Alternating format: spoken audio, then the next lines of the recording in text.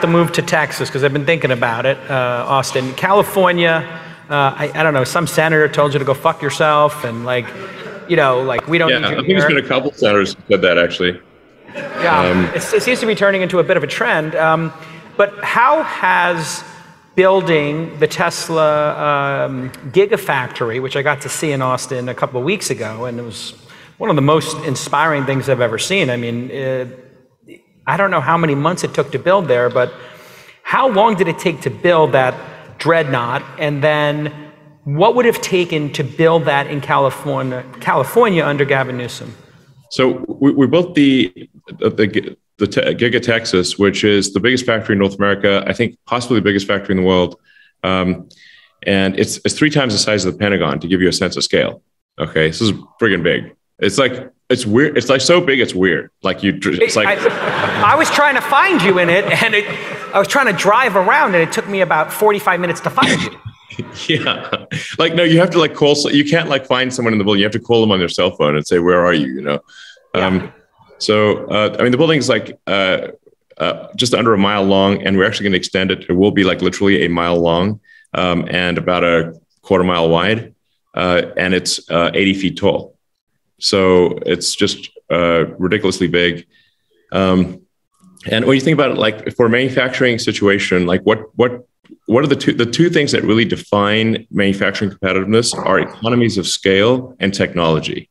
And so if you got an ace on economy, if you sort of maximize your ace level on technology and you maximize your ace level on scale, this is obviously going to be the most competitive situation. And that's why they're so friggin' giant. And the Giga Texas will go all the way from cell raw materials, like basically rail cars of cell raw materials coming in, and then forming the battery cell, then the battery pack, building the motor, casting. We're also have introduced a major innovation, which is to cast the entire front third and rear third of the car as a single piece. I got this idea from toys, actually, because I was like, how do they make toys? Those are cheap. They just cast them. I was like, well, can you build a casting machine that big? And they're like, well, no one ever has. I'm like, are we breaking physics? Like, no. Well, let's just ask them. And there were 6 major casting machine suppliers in the world, and 5 of them said no, and the 6th said maybe. I'm like, I'll take that as a yes. Well, I mean, you wanted to do this for the Model 3, but it was just too soon, huh? And now it's almost there. Yeah, actually, this partly comes from the Model 3, which is actually a fantastic car in many ways. But we were rightly criticized for an inefficient design for the front and rear body. Like Sandy Monroe, who I think is really has excellent from an engineering standpoint and really a very fair critic. He pistol whipped us for the design of the battery. He ripped it apart and piece by piece told you why you suck. Yeah, and then he did the why and told you why you were awesome. He took it apart and told us exactly why we sucked, and he was correct. And then and I was like, well, that's pretty embarrassing. So no, he was complimentary of other parts of the car, but not the body design. And so it's like, okay, we're going to go from it's just an incredibly difficult body to make. It's made out of 120 different pieces with dissimilar metals that are joined, and you've got galvanic corrosion challenges. So it's very difficult to make to a single piece casting. That's one piece. So 120 pieces went down to 1. So it's a huge, and the Model Y body shop, especially the new one where we cast both the front and rear, is 60% smaller than the Model 3 body shop. So it's gigantic. It's there's a lot of innovations at Tesla besides the stuff that is obvious. Yeah. So anyway, but if and really, to be fair to Gavin Newsom,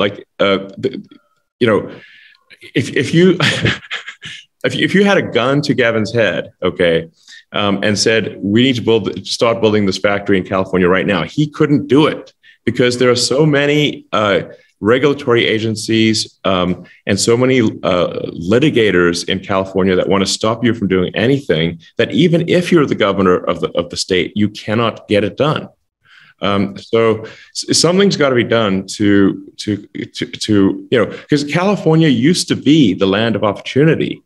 and it's a beautiful state. And I loved living there. And I still spend a lot of time in California, even though every time I go there, I get literally every day I go there, I get the bejesus tax out of me.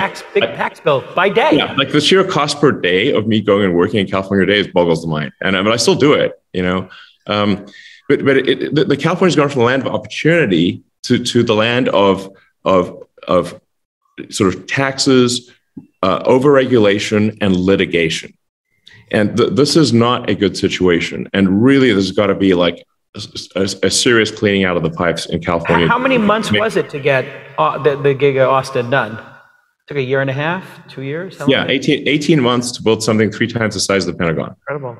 And you just basically, the answer to how many months it would take in California is infinity. No, we would still be working on the permits. Yeah. Hey, Elon, this begs a good question, which is, like... I'm not exaggerating. Can you keep signing paperwork? We have one more form for you. What's a better model? Yes. What's a better model for government? So, like all governments tend to increase in complexity. Dictatorship. Capacity. Is the dictatorship the right model? And, like how do we solve this? Let's say you go to Mars, or let's say you had to fix California. Is California permanently broken? Is there a way to fix it? Or like, how do you set up a better model so that you don't end up having this kind of special interest complexity situation that eventually kills the population? Well, I think ultimately with California, the people of California just have to get fed up and demand change. That's the thing that really has to happen. And there's got to be an above 0% chance of the Republicans winning in California. If it's just the Democrats every time, it's got to be. Yeah. And this is like occasionally. The thing is that right now, and plus the level of gerrymandering, which is basically just treating the people like sheep, and it's terrible. That's gone on in California is outrageous. So California, the Dems have a supermajority in the House and Senate in California, and the governor and everything. And so how responsive is any political party going to be to the people if they are guaranteed to win? It's a one-party state.